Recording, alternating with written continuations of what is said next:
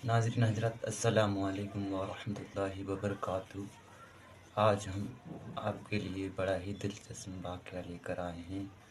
सो नाज़रीन हज़रात, चैनल पर आप पहली बार आए हैं तो चैनल को सब्सक्राइब और वीडियो को लाइक ज़रूर कर दें मज़ीद इसी तरह की वीडियो देखने। नाज़रीन हज़रात, अगर आपको ये ओरिजिनल वीडियो देखना है तो लिंक डिस्क्रिप्शन बॉक्स में मिल जाएगा इसका। दोस्तों, दज्जाल के आने से पहले तुर्की के साथ क्या होगा, तुर्की और दज्जाल का आपस में क्या ताल्लुक है और हुजूर अकरम सल्लल्लाहु अलैहि वसल्लम की पेशगोई क्या है। जी हाँ दोस्तों, बहुत ही अहम मालूमात है, लिहाजा आपसे गुजारिश है कि आप इस वीडियो को आखिर तक जरूर देखिए। दोस्तों, अगर हम हदीस पाक की रोशनी में दुनिया में मुस्तकबिल को जानने की कोशिश करें तो सारी बातें हमारी रहनुमाई फरमाती हैं कि मुस्तकबिल में इस दुनिया में इंसानियत को किन किन फितनों का और किन किन चीजों का सामना करना पड़ेगा।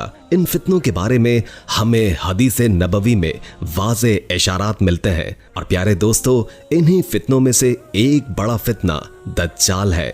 आप सल्लल्लाहु अलैहि वसल्लम ने फरमाया कि तमाम अंबिया कराम अलैहिस्सलाम ने अपनी अपनी उम्मतों को दज्जाल के शर से बचने के लिए खुदा की पनाह मांगने की तलकीन की है। प्यारे दोस्तों, दज्जाल और उसके खुरूज से मुतालिक हदीसों में तुर्की यानी कुस्तुनतुनिया का जिक्र भी मिलता है। तो प्यारे दोस्तों, आज की इस वीडियो में हम यही जानने की कोशिश करेंगे कि दज्जाल और तुर्की में आपस में क्या ताल्लुक है और हुजूर नबी करीम सल्लल्लाहु अलैहि वसल्लम ने तुर्की के मुतालिक क्या पेशनगोई की थी। प्यारे दोस्तों, दज्जाल की आमद के बारे में जिस हदीस का हवाला दिया जाता है वो जनाबे हजरत अबू हुरैरा रज़ियल्लाहु ताला अन्हु से रिवायत हदीस है।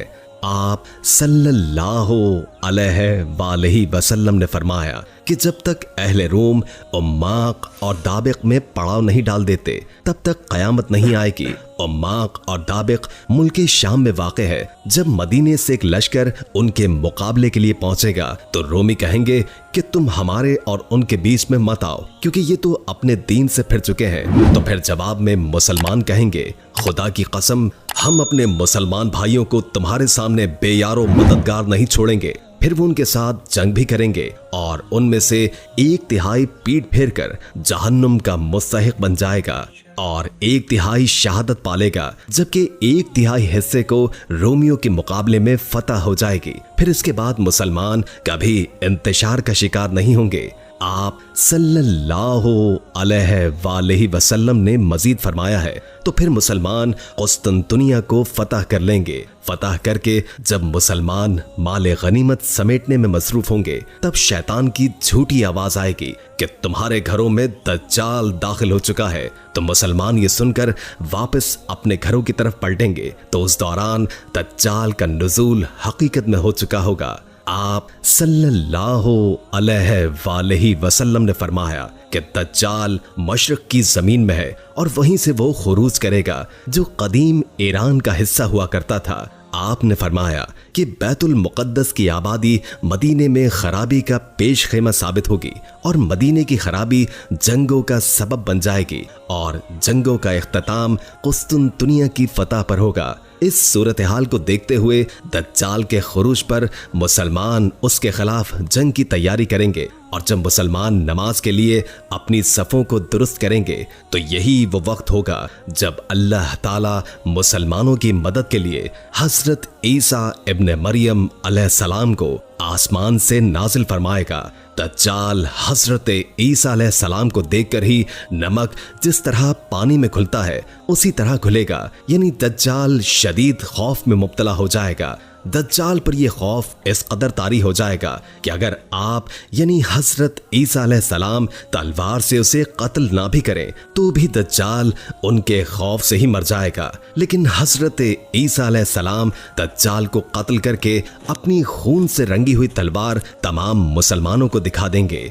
आप सल्लल्लाहु अलैहि वसल्लम की बेशतर अहादीस में तुर्कों का जिक्र मिलता है। हजरत अबू हुरैरा रज़ियल्लाहु ताला अन्हु कहते हैं कि रसूल अल्लाह ने इरशाद फरमाया कि उस वक्त तक क़यामत कायम नहीं होगी जब तक तुम ऐसी कौम से न लड़ो जिनके जूते बाल के होंगे, और जब तक तुम कौम तुर्क से न लड़ोगे जो छोटी छोटी आंखों वाले, सुर्ख चेहरे वाले, चपटी नाक वाले होंगे। उनके चेहरे गोया हथौड़ों से पीटी हुई ढाल की मानंद चौड़े चपटे होंगे और उनके जूते बाल के होंगे। रसूल अल्लाह ने एक और हदीस में इरशाद फरमाया, हत्ता कि नौबत ये हो जाएगी कि एक कुत्ता या भेड़िया मस्जिद में दाखिल हो जाएगा और फिर किसी सुतून या मिंबर पर पेशाब भी कर देगा। सहाबा ने उस वक्त अर्ज किया, या रसूल अल्लाह सल्लल्लाहु अलैहि वसल्लम, ये फरमाइए उस वक्त मदीने के फल किस काम आएंगे?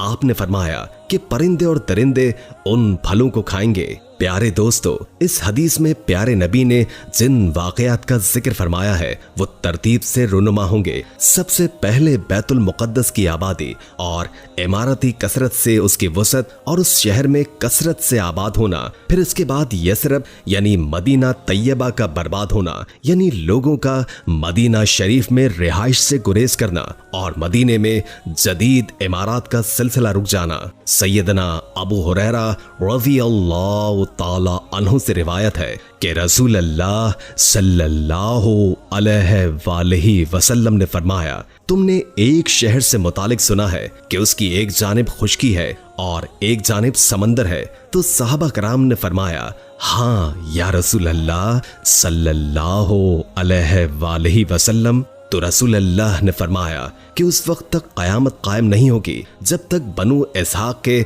70,000 लोग उसको फतह न कर लें। जब वो वहां पर पहुंच कर उतरेंगे तो वो किसी भी तरह का कोई असलहा इस्तेमाल नहीं करेंगे और न ही कोई तीर अंदाजी करेंगे। वो कहेंगे, ला इलाहा इल्लल्लाह हु अल्लाहु अकबर। तो शहर की जानिब का एक इलाका फतह हो जाएगा। एक साहबी रसूल फरमाते हैं कि जहां तक मुझे मालूम है कि आपने ये फरमाया है कि समंदर वाली जगह फतह हो जाएगी। फिर वो दूसरी बार कहेंगे, ला इलाहा इल्लल्लाहु हु अल्लाहु अकबर। तो उसकी दूसरी जानिब भी फतह हो जाएगी। फिर वो तीसरी बार भी यही कहेंगे तो ये शहर उनके लिए खुल जाएगा और वो इसमें दाखिल हो जाएंगे और माले गनीमत भी हासिल कर लेंगे। जिस वक्त वो माले गनीमत तकसीम कर रहे होंगे तो कोई उन्हें पुकार कर कहेगा कि दज्जाल निकल आया है। तो मुसलमान हर चीज को छोड़कर अपने घरों को लौट आएंगे। तो प्यारे दोस्तों, इन अहादीस से ये वाज़ेह होता है कि तुर्की को बिना किसी जिद्दोजहद के और बगैर किसी खून खराबे के फतह किया जाएगा और ये तकबीरें कुस्तुनतुनिया में ही बुलंद की जाएंगी। इन रिवायात से यह भी वाज़ेह हो जाता है कि आखिरी ज़माने में शाम और तुर्की का एक अहम किरदार है, लेकिन जो तरतीब और उसका जो नक्शा है जो नबी करीम सल्लल्लाहु अलैहि वसल्लम ने बताया है उसके मुताबिक तो ये जगह उस उम्मत के पास कुछ ही देर की ही मेहमान है। कुस्तुनतुनिया के हवाले से आप अलैहिस्सलाम ने जो बशारत दी है कि मेरी उम्मत का पहला लश्कर जो कैसर के शहर कुस्तुनतुनिया पर चढ़ाई करेगा उनको बख्श दिया जाएगा।